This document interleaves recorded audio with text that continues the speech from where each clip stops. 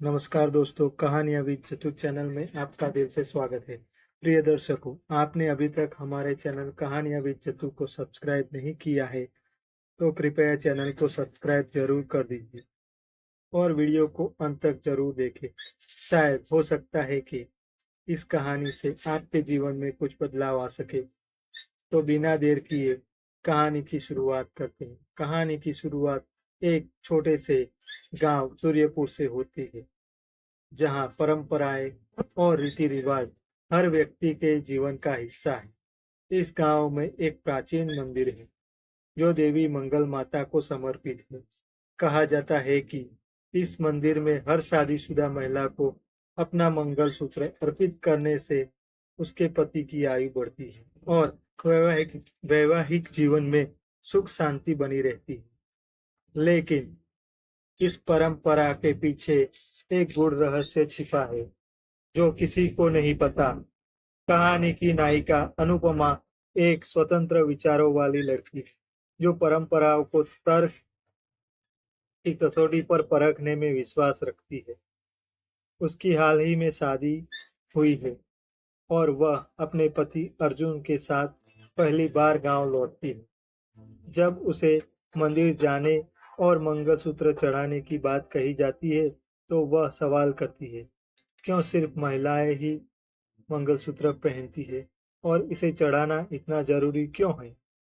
गांव के बुजुर्ग बताते हैं कि यह परंपरा हजारों साल पुरानी है और इसे तोड़ने से अनिष्ट हो सकता है। लेकिन अनुपमा को यह जवाब संतोषजनक नहीं लगता। अनुपमा को मंदिर की कहानियों में एक अजीब सी बात महसूस होती है। हर महिला जिसने मंदिर में मंगलसूत्र चढ़ाया है, उसके जीवन में अचानक से सुखद बदलाव आ गए हैं। लेकिन इसके पीछे का कारण अज्ञात है। गांव की एक वृद्धा सुमित्रा दादी बताती है कि मंदिर के गर्भगृह में एक ऐसा गुप्त कक्ष है जहां किसी को प्रवेश की अनुमति नहीं है। सुमित्रा दादी कहती है, कई साल पहले एक दुष्ट आत्मा तामसिनी इस गांव पर काले जादू से राज करती थी। देवी मंगल माता ने उसे परास्त कर एक दिव्य सूत्र में बांध दिया।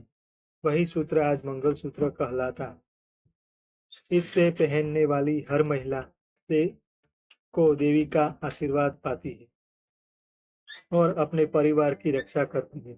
इस कहानी को सुनने के बाद अनुपमा का जिज्ञासु मन शांत नहीं होता।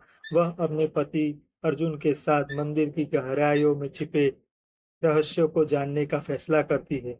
रात के अंधेरे में जब पूरा गांव सो रहा होता है, अनुपमा और अर्जुन मंदिर में प्रवेश करते हैं। मंदिर के अंदर उन्हें एक पुराना पत्थर का दरवाजा मिलता है जिस पर संस्कृत में शिलालेख अंकित होते हैं। अर्जुन, जो इतिहास का जानकार है, उन शब्दों को पढ़ता है, जो स्त्री यह सूत्र पहनती है वह अपने पति की रक्षक बनती है, लेकिन अगर यह सूत्र टूट जाए या अनादर हो तो विपत्ति अनिवार्य है। अनुपमा और अर्जुन दरवाजा खोलते हैं। अंदर एक अद्भुत दृश्य होता है। एक विशाल कक्ष जहाँ देवी मंगल माता की स्वर्ण प्रतिमा रखी होती है। प्रतिमा के चारों ओर अनगिनत मंगलसूत्र लटक रहे होते हैं और बीच में एक चमचमाता हुआ दिव्य सूत्र। जैसे ही अनुपमा उस दिव्य सूत्र को छूती है, कक्ष में हलचल शुरू हो जाती है।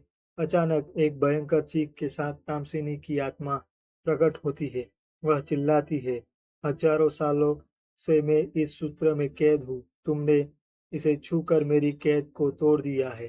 अब मैं इस गांव को तबाह कर दूंगी। आत्मा के प्रकट होते ही अर्जुन घबरा जाता है, लेकिन अनुपमा शांत रहती है। वह याद करती है कि देवी मंगल माता की प्रतिमा से जुड़े कुछ विशेष मंत्र है जिनके द्वारा तामसिनी को वापस कैद किया जा सकता है। वह अपने साहस और बुद्धिमानी से मंत्र का उच्चारण करती है, लेकिन मंत्र तभी प्रभावी हो सकता है जब कोई महिला अपने मंगलसूत्र का त्याग कर उसे देवी को अर्पित करे। अनुपमा बिना झिझक अपना मंगलसूत्र देवी के चरणों में रख देती है। मंत्र की शक्ति से तामसिनी एक बार फिर कमजोर हो जाती है। वह कक्ष हिलने लगता है और अंततः तामसिनी की आत्मा पूरी तरह समाप्त हो जाती है। गांव में शांति लौट आती है। अगले दिन जब अनुपमा और अर्जुन गांव लौटते हैं तो सब उन्हें देवी के रूप में पूजने लगते हैं, लेकिन अनुपमा कहती है यह सिर्फ देवी मंगल माता की शक्ति थी। मंगलसूत्र सिर्फ एक गहना नहीं बल्कि एक प्रतीक है, पति पत्नी के रिश्ते की सुरक्षा और उनकी आस्था का। इस घटना के बाद मंदिर में मंगलसूत्र अर्पण की परंपरा तो जारी रहती है, लेकिन अब इसे अंधविश्वास नहीं बल्कि श्रद्धा और प्रेम का प्रतीक माना जाता है।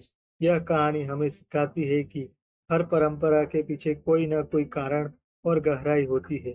हमें उन कारणों को समझकर परंपराओं को अपनाना चाहिए, न कि केवल अंधविश्वास के आधार पर। मंगलसूत्र सिर्फ आभूषण नहीं बल्कि विश्वास और जिम्मेदारी का प्रतीक है। दोस्तों, यह कहानी आपको कैसी लगी कमेंट करके जरूर बताइए। धन्यवाद।